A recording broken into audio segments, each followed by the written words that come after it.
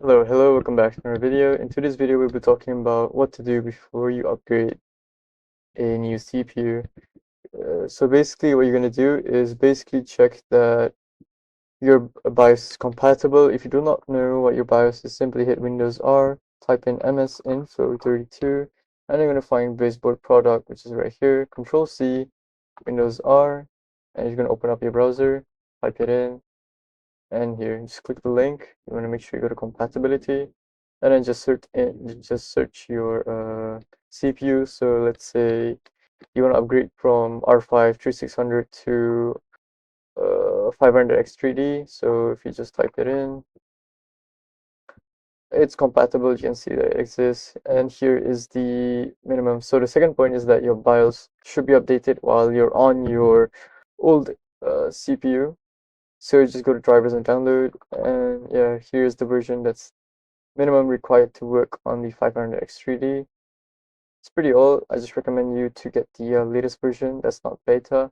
So in my case, it'll be this one. Do not get the beta version as they might be still experimenting with some shit. So it's been a while. Yeah, maybe you can try the beta or whatever. It doesn't matter either way. The third point is that you should make sure that your current CPU cooler, is strong enough to cool that. You want to see if it's strong enough, you can just Google that, whatever. The fourth is that you should make sure your PESU has enough power to power the new CPU. So, for example, um, if you compare R5 3600 to 500 X3D, 500 X3D, if I recall correctly, it's 105 watts, yeah?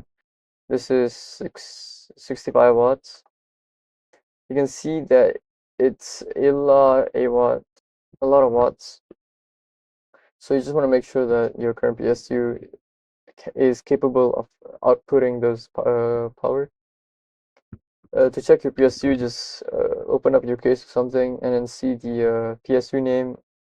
Maybe you can read the label. It should state the watts as well. In my case, it's SS 620 GB.